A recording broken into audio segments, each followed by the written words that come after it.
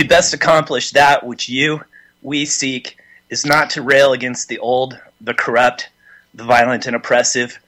It is to lead with love in a new direction, to truly be that change we wish to see, to be peace. That was a quote from my good friend and fellow activist Vigo Fox. It's wise advice for those of us who seek true change. We only need to make the choice to take the journey and head in a new direction. Many of us have been swimming upstream, and we know the strength of the current, and its resistance has made us strong enough to lead ourselves. Perhaps others will follow our example, but it doesn't matter because we achieved our dream by choosing to do so. Welcome to Off-Grid Journey on UCY.tv. I'm your host, Drew Lamb. I'm the owner of Pyramid Pure Foods Aquaponics Farm, and I'm a co-host on Double Cross Radio. Join me as I seek out leading experts to learn how to unplug and live a self-sustaining, self-sufficient lifestyle. You can listen to all of our shows at ucy.tv/OGJ and at thenewsdoctors.com. You can also find us on the web at offgridjourney.com and on facebook.com/offgridjourney. Today we have two guests, Dayna Martin and Kirk Mobert. We're going to discuss familial challenges when going off-grid, building natural structures with earth and materials, and staying warm with rocket mass heaters. Let's bring on our first guest, Dayna Martin. Dayna has been inspiring others for over a decade by sharing her experience through natural birth, attachment parenting, and unschooling. She's an activist, educator, and author of Radical Unschooling, A Revolution Has Begun, and her newest book, Sexy Birth. Dayna was the first to publicly come out as an unschooling parent through the media. This allowed thousands of other parents to proudly live their lives without fear. Although shunned by some for making their lives public, she has followed her heart and greater mission to free children of the bondage of traditional parenting and education. The movement of unschooling is growing tremendously thanks to her bravery and unrelenting drive to share unschooling with the world. Dayna believes that keeping unschooling as a grassroots, secret movement is unrealistic and even damaging in helping to bring more peace into the world. Why live in fear for a choice that is valid, honest, and part of the revolution, part of the evolution of human rights? Her choice to live out loud is one with powerful inspiration that is changing the world and offering more respect, peace, and freedom to families worldwide.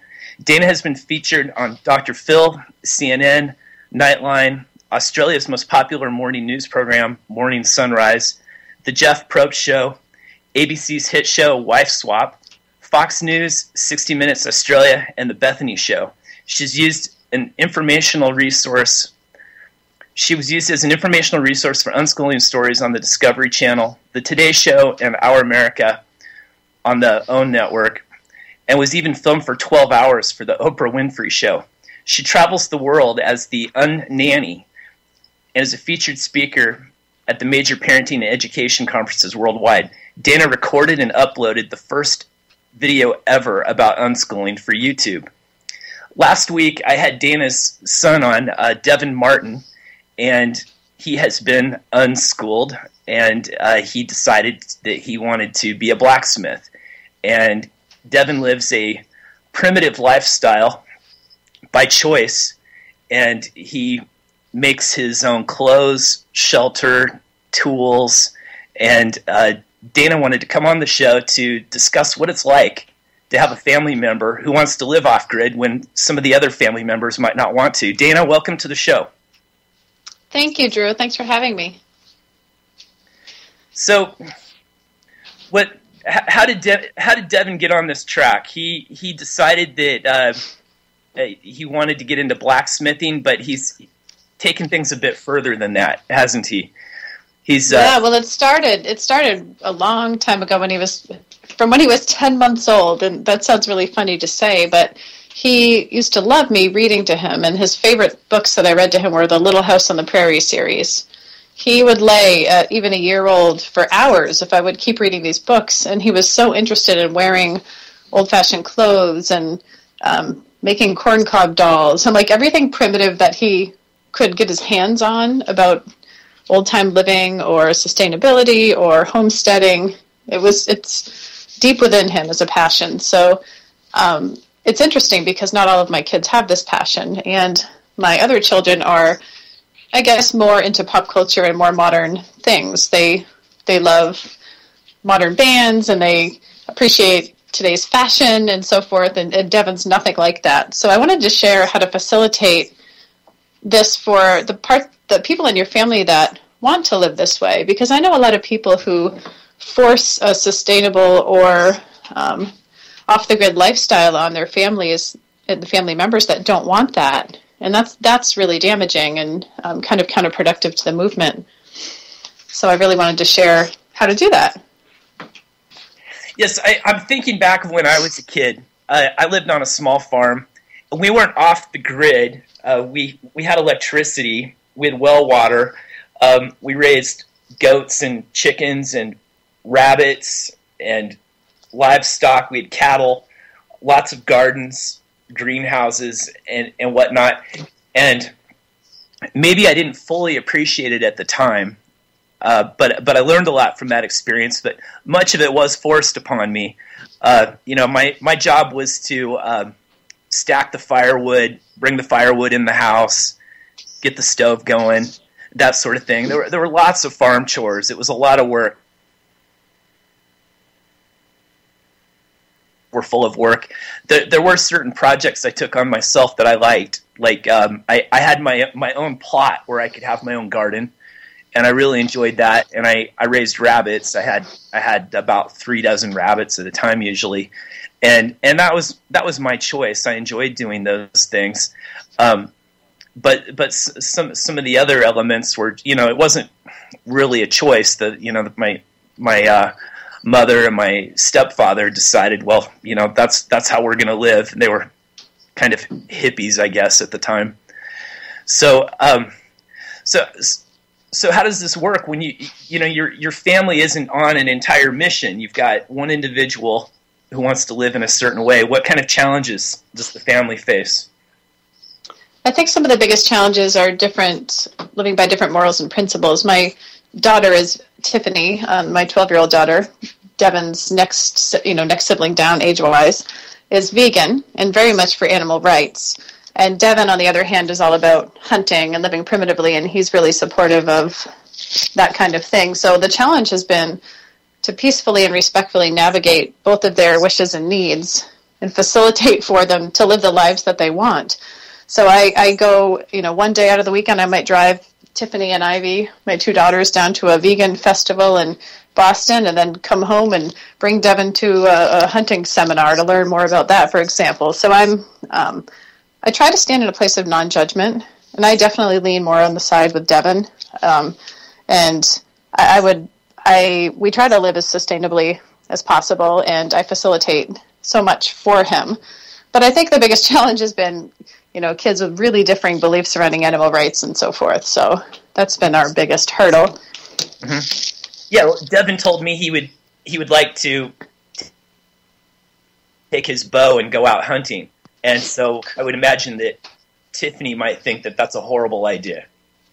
Yes, there's been many loud, intense arguments over it, and I've really come to the place of needing to support Devin. That's what feels best, and sharing with her that she can have her beliefs, but our freedom only extends as far as somebody else's freedom begins, and Devin has the rights and freedom to live the life he wants.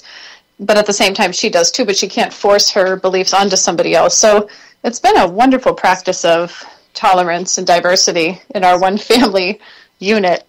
The way that I facilitate Devin's interests might be to connect him with mentors. When he started blacksmithing, there was a gentleman across the street that had a blacksmithing shop that came over just to tell him a little bit about blacksmithing safety. He mentored him and gave him an anvil and things like that. But Devin did primarily most of the research himself.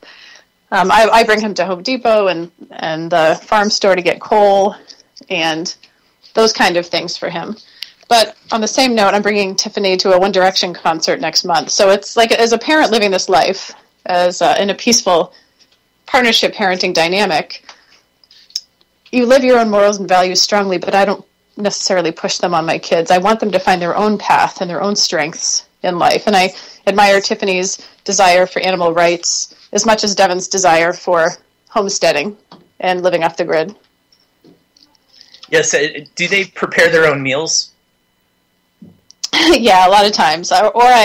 Most days I spend a lot of time in the kitchen, and I know not everybody would appreciate or enjoy that role.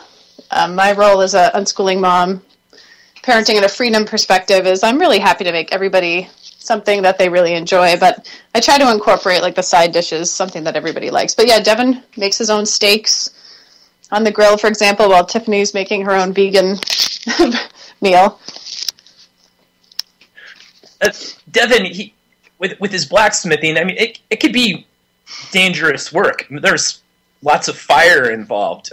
He has a structure, his forge, where he does his work, and it could be kind of dangerous. I know when I was a teenager working in our shop, I started some small fires accidentally. Just not being careful while working on cars and whatnot. And then he makes knives and bows and other weapons. And I mean, do you worry about that? Does he get guidance about safety to make sure he doesn't burn the house down or or the forest? Yes, or the forest, or injure somebody. Yeah, I think that's a really important component to unschooling that people need to realize in parenting and freedom, that this is not a hands-off approach. It's not for the lazy parent. It's very involved. Although you trust your child, you're also facilitating safety, health, and everything else. So when I went out in his forge to kind of check how he had everything set up, and keep in mind, I know he does know more than me about certain aspects of it, but I noticed that his water bucket was like right under the electrical cord that he had, and I just instantly, my mommy radar went off, and so if that fell off, it would be like electrocution instantly. And I try to just breathe before I react, and I just suggested him moving it, and he understood. I definitely have to go out and check things. When Devin built this survival shelter, what he calls his lodge, yes, over the course of weeks in the forest, I mean, this thing, unbelievable. I'm blown away. He could train other people in how to build these shelters. But so we went out in the woods to check it out. And my husband shared with him there was one little fire pit that he had that had too many dried leaves around it. Just reminded him to make sure he raked the dry leaves away from the fire areas. So he has the freedom to do what he wants with his time fully. At all times he has that freedom, unless there's a dentist appointment or doctor's appointment that he wants to go to, which he has freedom to go or not, by the way, but that's another whole discussion. So he appreciates it. He definitely appreciates the information and support. Yes, and he makes knives and tools. He sells some of these on the web, and so does this. I mean, do you have problems with other parents or other people that your family comes in contact with? They go, oh, you let your kid make weapons.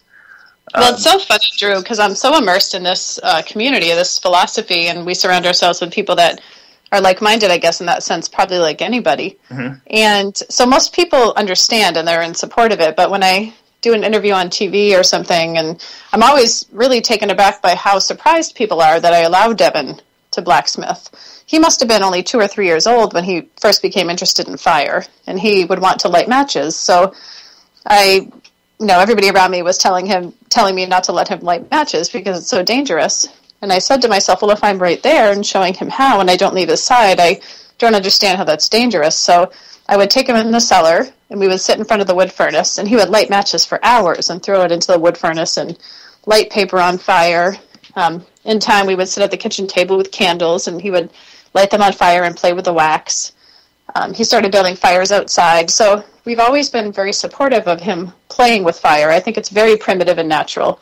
I think it's as natural as his desire to walk and talk, Devin's desire for fire. So, I can't imagine if I would have limited that or out of a fearful place didn't allow him to explore and really master fire. He is a fire twirler as well as a blacksmith, and I don't know if he mentioned that too during this interview. No, he didn't.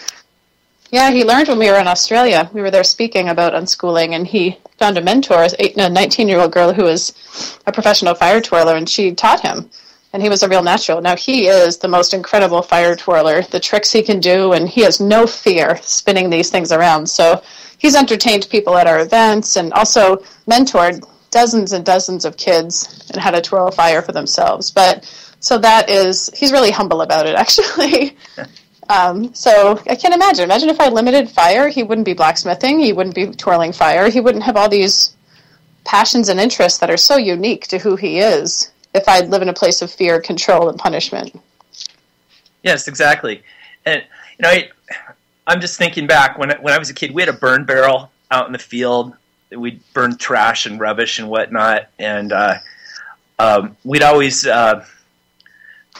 torch the Christmas tree out in the field after the holiday season was over, and I thought that was the coolest thing ever. It would just explode. But we were careful. We had this big field.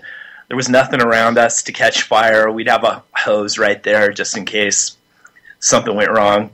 Nothing ever went wrong. But we were allowed to do that. I mean, my mom was fairly protective, but I don't remember her even being out and about while we were doing things like this. And nobody got hurt, surprisingly, nothing ever happened. And I think what it does is it kind of takes away,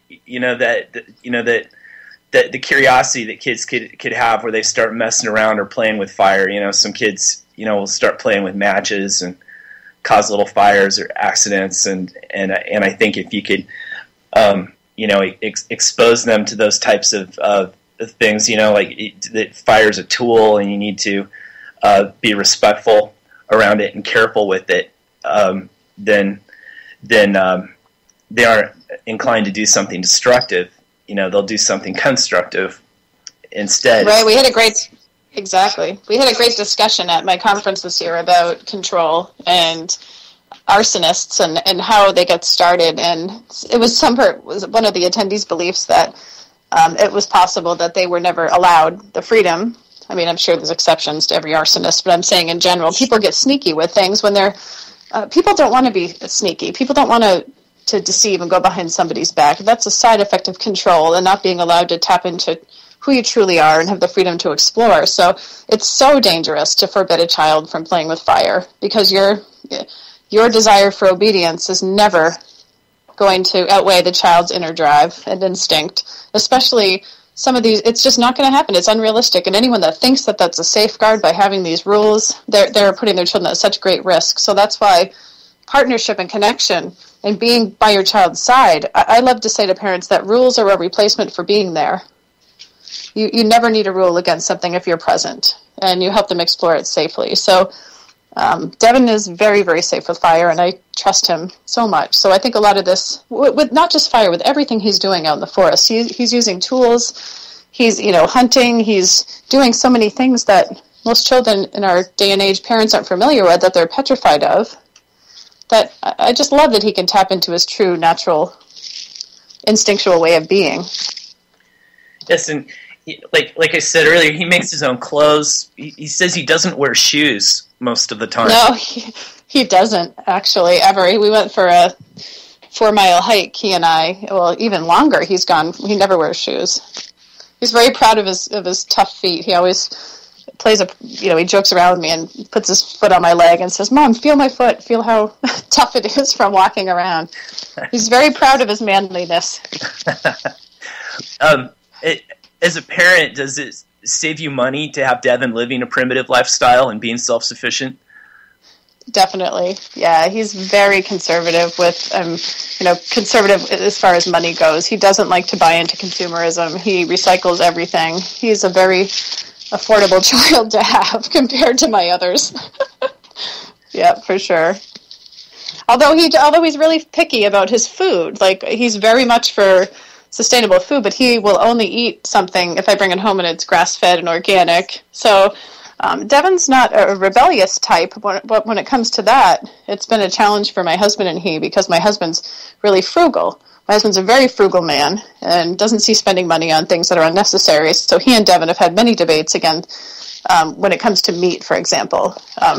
Grass-fed, free-range meat for, $10 a pound versus just regular ground beef for $2.50 a pound. The two of them have gone back and forth. So they really differ in their morals with that. So finding a balance myself has been a challenge. Mm-hmm. I'm working on it every day. So peaceful parenting and radical unschooling sounds like an effective way to raise a family that's off-grid. I'm thinking back to stories that my great-grandmother told me. She grew up in Kansas. My family were farmers, and sometimes they would move to a new location, and one of the first things that my great-great-grandfather would organize would be a school. And he'd try to get with other people that lived nearby, and they would construct a school. And my great-grandmother, when she was very young, like I think even teenager, she would be the teacher. They'd have a one-room schoolhouse, and you'd have kids of all these different ages, and she'd teach them how to read with the Bible, because almost every family had a Bible. And that was the only book that you could count on almost everybody having. And so she'd teach them to read from the Bible. So, these folks were very much off-grid. I've seen old pictures of my family, and they had primitive homes, that were just made out of stone and sod with dirt floors. But, and they looked really poor, but at that time, that was living good. And so I don't think that they considered themselves poor, but your approach is somewhat different. It's decentralized, right? Right. And so I do you think that your method is a better approach to a family that's living off grid in a fairly primitive fashion, as opposed to, say, how families dealt with a more centralized, coordinated approach, around the early 1900s or so? I mean, it's an interesting question for sure. It depends on how off-grid someone's choosing to live. If somebody's choosing to live without internet, that's a whole different ballgame, I feel like, and I completely support that. I know many families do that, and then in that case, mentorships and co-ops for learning and so forth, I think, are necessary. However, in this day and age, finding ways to live off the grid while balancing technology, I think, is a perfect middle ground for my family anyway. Devin has learned so much as a side effect of having technology at his fingertips, from YouTube videos to doing searches online, in addition to books and real-life mentorships. But he has learned such a great deal from technology that schools are really obsolete in our life experience. We know that it's a more primitive way to learn on some levels, but the information being passed is really caveman and usually outdated, and it's being taught with force, which is a very different thing than a human being choosing to learn certain things. So while I support the way that your great-grandparents did things, you wonder how many children really had interest in what they were learning, and how the children felt about all of it, because that's what I take into consideration in this whole philosophical perspective, or what are the children's needs. Humans learn best when they're internally motivated to learn about what they're interested in, and utilizing technology to facilitate that. Devin, when he might be out in the woods for days or weeks and then come in to do a little research about how to build something in particular on his survival shelter. So, yeah, I think it's individual to each family, but that's our experience. Yes, plus the children are not being indoctrinated. Exactly, which is a huge issue. I mean, I've spoken to enough libertarian and anarchist radio shows to know that it's people do not want this happening to their children in our culture. And once you bring awareness to it, the purpose of why schools even came to be was to make good factory workers. And everybody is so dumbed down. I mean, Devin could never be who he is as an individual. He would not be who he is if he was put into school. He would not even exist as I know him. And that is really, it makes my heart skip a beat when I think about, when was that moment where I made the decision to allow him to lead the way with his education, because he's so unique. We had a young girl visiting yesterday who we've known since she was born, and she's been part of the system and definitely indoctrinated, and she was talking about how she finally, after 5 years, found a group that will accept her and that she has forced herself into, and she's not even herself, and it was just so hard to see her change. She wasn't even there was nothing unique or individual about her at all. She was a reflection of what everybody wanted her to be, and I saw myself in her when I was hearing her, and I realized, who would any of us be, really? I mean, I'm proud of where I'm at now, but I wouldn't be doing what I'm doing as an advocate if it wasn't for tuning into Devin from the beginning and listening to him, what he was teaching me as a mother and as a human being. So, yeah, I mean, people don't realize how easy this life is. You can do this. Your kids come to this life so easily. It's you that has to change as a parent to letting go of your fears and stepping into this trust. And it hasn't let me down yet. Yes, it's true. I'm just thinking of the most important things that I learned growing up, and the curriculum at school, especially once I got into junior high and high school, it didn't really fulfill me. It wasn't until about my senior year that I finally found a class where I was able to spend a year forming a business that I started as soon as I got out of school. I couldn't wait to get going with it. But all of that schooling, 12 years of schooling, it wasn't until the last year that I was able to get into that thing. And even my agricultural projects were outside of school. I was in 4-H, and I learned a lot of skills, from farming and even leadership skills from my experiences in 4-H. And that was outside of the school, and even the school system would push against that. I remember a football coach giving me a hard time because I hadn't signed up to play on the school football team. I was trying to explain to him I had so many things going on. I didn't even have time between my paper route and my rabbitry. I had other things going on. I had my own little business there that I was doing, a couple of them really. And, right. and those were important things. They weren't important to him. And he kept that pressure on for a couple of years. I never gave in, but he never understood. And one of these days, I'd kind of like to lick the guy up and give him a piece of my mind, but it doesn't matter. Right. It wouldn't change anything, but it might feel good. My parting words in this philosophy, in living off the grid, is you can never force this life on someone else and expect it to have positive results that you're looking for. You can live this life with your heart and your family members that are on board. Oh, you could live this life proudly and strongly and be advocates for it. But at the moment you try to force it upon your children against their will, it's very rare that something positive could come from that. So thank you for having me on and letting me share this perspective in living off the grid. Yes, Dayna, thank you very much. And folks, you've been listening to Dayna Martin.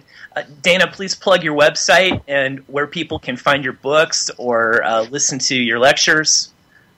Certainly. My website is daynamartin.com. It's Dayna Martin.com. You can also find me on Facebook. I love to post about our daily life. I often post pictures, almost daily, of what Devin and my other kids are up to, just to really gain a visual of what this life is all about. I'm speaking in various locations this year. You can find out where I'm speaking on my website under events. And yeah, you could tune into Devin's Facebook page, log in, and you could also check out his Etsy store to see what he's selling. So thank you so much, Drew, for having me on. Thank you, Dayna. And you also have your own radio show on UCY. Yeah, thanks to you. You guys had me on a long time ago, and it really inspired me. And so I have my own radio show every Wednesday at 8 p.m. Eastern Standard Time, and it's called Try This at Home with Dayna Martin, where we talk about the philosophy of unschooling, and I have various guests on from time to time, so you can tune into me there. Thanks for reminding me about that. Of course. Well, thank you very much for coming on. You are always welcome back, and I hope Devin comes back on sometime, too, to update us on his projects. Oh, he'd love to. All right. Thank you, Drew. Have a great rest of the show. Thanks, Dayna. Goodbye. Thanks, bye. My next guest is Kirk Mobert. He has been a natural builder for over a decade and has been teaching at Cobb Cottage Company and around California for the last 9 years. He's an instructor at Sundog School of Natural Building, and he teaches natural building workshops, complete cob construction, earthen plasters, earthen ovens, rocket stoves, wood-fired water heaters, earthen floors, living roofs, and more. He has contributed to the definitive book on rocket mass heaters, appropriately titled Rocket Mass Heaters by Iantu Evans and Leslie Jackson, and he has a bulletin board about rocket stoves over at proboards.com. Kirk, welcome to the show. Oh, thank you. So tell us about Sundog School and the classes that are available over there. Well, Sundog School of Natural Building, we put it together to teach courses in natural building, rocket stoves, etc. It's not really just a cob school. It's a natural building school. People sort of identify natural building with cob, but natural building is a lot more than just cob. Anyway, we run courses pretty much all year. We have an apprenticeship program where we teach you how to become a professional natural builder, as well as the 9-day classes that teach you everything you need to know to build a mud hut and others. I'd never heard of cob until I started researching rocket stoves and rocket mass heaters. And this term was just, thrown around abundantly in all the material that I could find. What is cob? Cob is basically adobe, which is clay-rich soil, often sand and straw, and or horse manure and other animal manures. Cob is, like I said, it's basically adobe, but instead of making bricks out of it, you form it up wet. So it becomes a monolithic structure, basically. So I've seen pictures of these structures, and they reminded me of something off of Star Wars on planet Tatooine. That kind of the same, kind of natural, smooth shapes, and everything seems kind of rounded, adobe looking. But I wouldn't really say that they look primitive. I mean that they have a beautiful aesthetic to them. Well, that's the interesting thing. I was taking some notes while I was listening to Dayna, and you talk about Devin and her experience. So it was really, really neat there. And I heard the word primitive come up a couple of times. And quite honestly, when we talk about mud huts, the first thing that comes to mind is a primitive. You're living in those primitive conditions. But they're not primitive at all. They're way more comfortable than, say, a concrete building of the same type and form. They're really easy to sculpt into any shape. It's actually cheaper to make a round building out of cob than it is to make a square one. They're stronger that way. They look better that way. They enclose space more completely, more effectively. And there's nothing primitive about dirt floors. It's actually quite sophisticated and far more comfortable than you would expect. Also non-toxic and cheap. So is it hard to do this? Do you need substantial building skills, carpentry experience, anything like that? Carpenter's experience is helpful, but no, not really. Mm-hmm. As long as you're willing to build small. Mm-hmm. You can build safely if you build small, and you don't need to get a professional to tell you how to do it. If you want to build anything besides a tiny home, then when you get to the roof, you're going to have to start looking at some real, somebody who knows structure, like a real carpenter. You get into some engineering issues. Yeah, but as long as you're willing to build small, we're talking under 120 square foot, you can build it out of twigs and be just fine. Right. As you know. So when you're talking small too, you might be flying under the radar as far as building codes go. Is that correct? Yeah, that's correct. In some places, like here in Mendocino County, the building code says 120 square foot footprint or smaller doesn't require a building permit. Also, 48 volts DC and less doesn't require a building permit. Oh. And now, new to California, there's a gray water law that one sink or bathtub can be taken to one gray water infiltration pit. with no permit as well. Oh, that's amazing. So I'll have to research the laws where I'm at. I'm in Jackson County in Southern Oregon. You're in Southern Oregon. Yeah. So I think as far as permits go in the county, in city could be different, but you're looking at like under 200 square feet, if I recall. Last time I was looking at this, I was preparing to construct a hoop house, and I was reviewing this because I don't like to ask permission to do things, and so sometimes it's in my own best interest just to do things that fall under the law, instead of breaking the law, because I'd be inclined just to do it anyway. So it's good to know these things, and as far as like 48 volts DC, that would be a pretty good solar power system right there, or wind, or something along those lines. So that's pretty cool right there. When you're trying to figure out how you're going to power your structure, and so I built a small system that's it's a little 12-volt system. I've got 4 100-watt solar panels, and with charge controller, a little battery bank, and I use that to power some things in one of my greenhouses. But I would imagine what you could do is you could, if you wanted to construct something like this, you could, if the codes where you're at don't work out very well, you could find another location. What kind of advice can you give as far as siting a cob structure? I would imagine the climate would have a lot to do with the materials you're going to use and what you have available to you. Yeah, that's true. First, a quick thing on the codes. I don't want to get into codes too deeply, because that's a huge subject, and then I'll end up jumping on my soapbox. Because my personal feeling is that codes should be for developers, and that people building shelter for themselves should be left alone. And how dare they invade our space? Yes, in that respect. Yeah. Uh-huh. So, having said that, let's jump off that. And for me, I would much rather ask for forgiveness than beg Mother May I in the first place. Same here, and especially when it comes to something like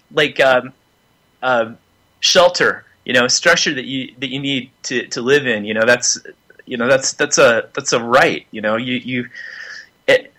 All kinds of creatures build their own shelters.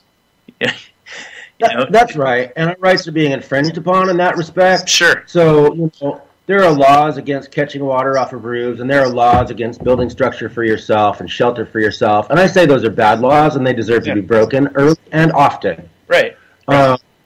So I'd like to get off the subject of permits now, and and on to about siting a cob house.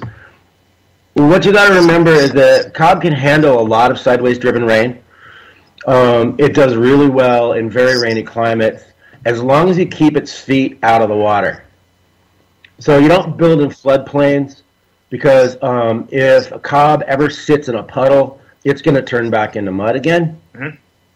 And I think they call that a landslide. I wouldn't want to be inside a house that turned into a landslide. No way. So cob houses usually have a good roof, which is a good hat, which is a good roof with wide eaves, and a high pair of boots is what they say in England, which is basically a good stone foundation. We use urbanite a lot. I don't know if you know what urbanite is. No, I'm not familiar with that. I was doing some research on this, and that term kept coming up. It looked like a stone-like material. It's basically broken concrete. It's a sidewalk. Oh, okay. You're just recycled concrete. Yeah, recycled, repurposed concrete. There are cities all over the place that are trying to comply with the new ADA rules, and in doing so, they have to tear up all the sidewalks. And there's every patio that's ever been removed is out laying in the middle of a field somewhere. Yeah. And people are really happy to see the stuff go away.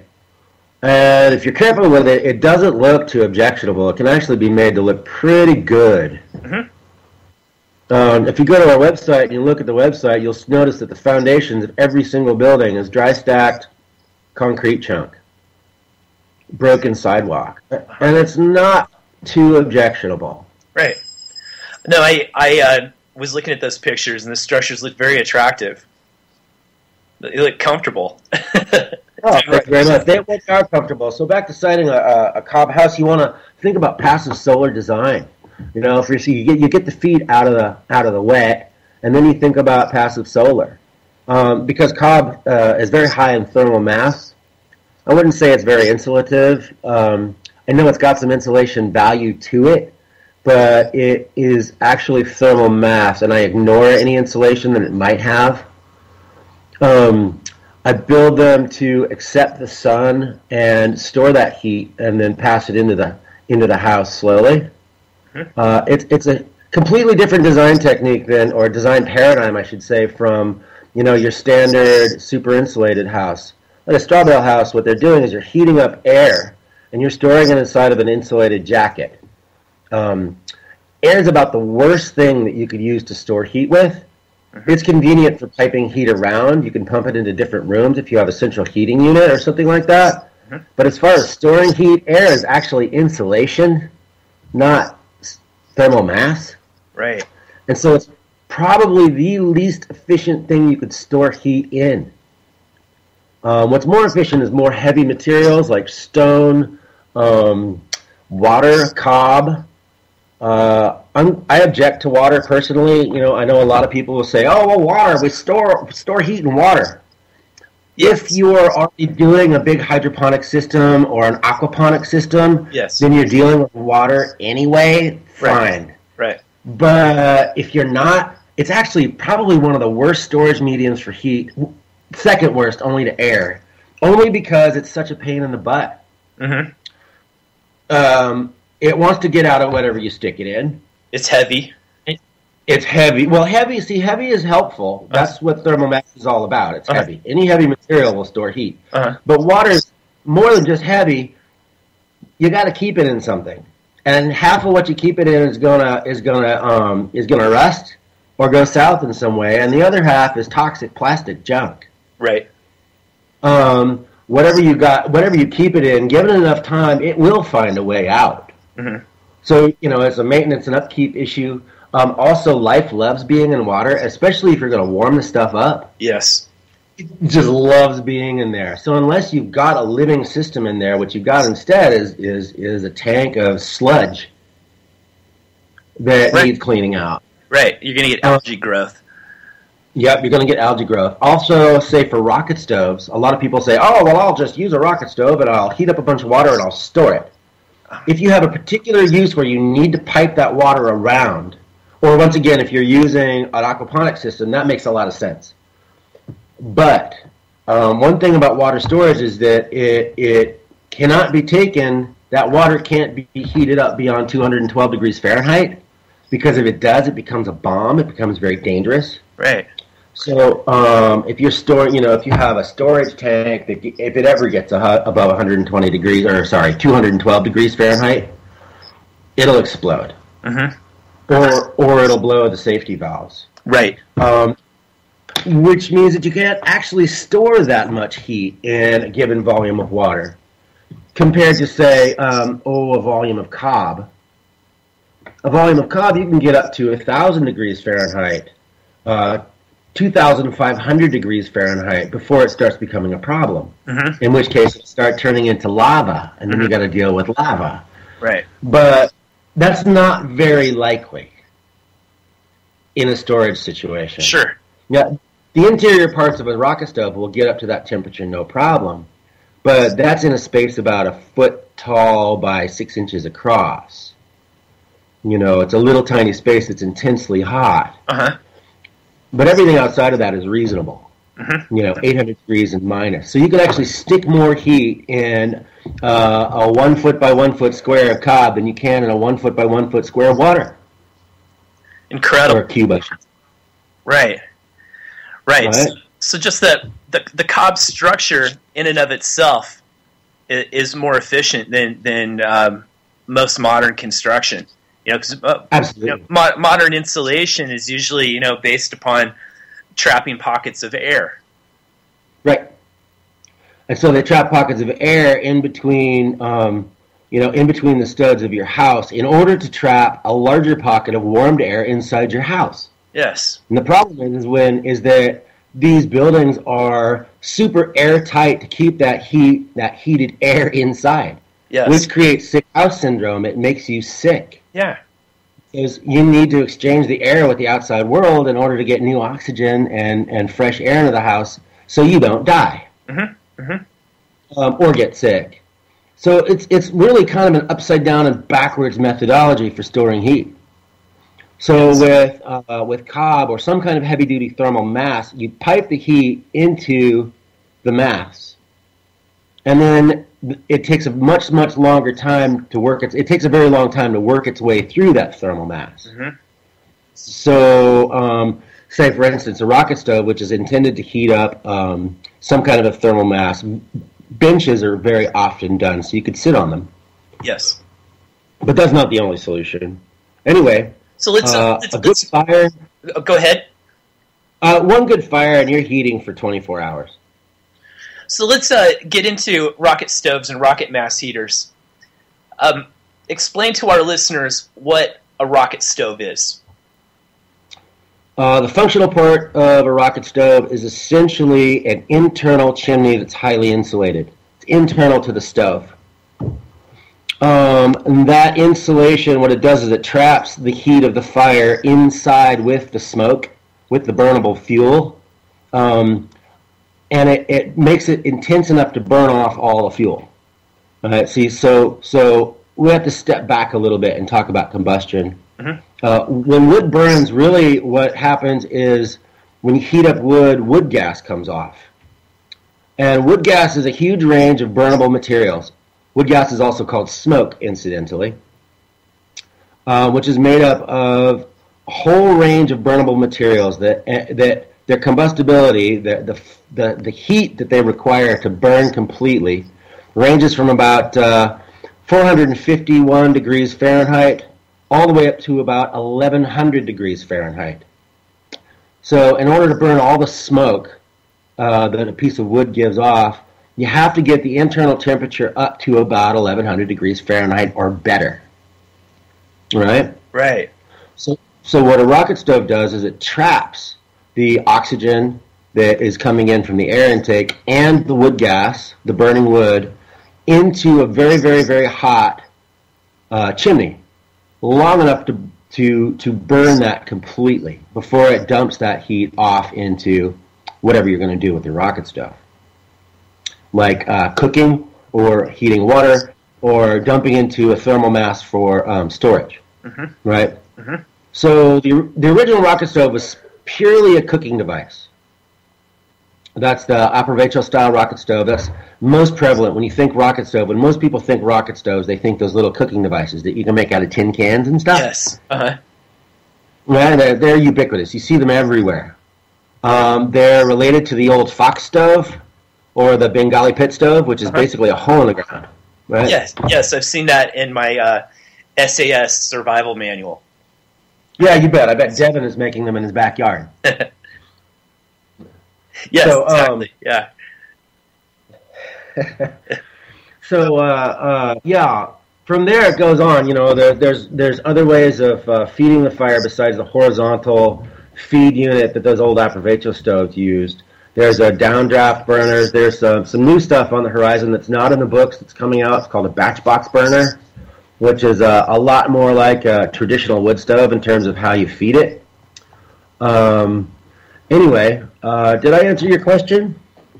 Yes. Now, this takes us back to the cob, because so you're storing, if you want to store all that heat energy, you're going to basically add something on to the rocket stove, and you're going to make a rocket mass heater.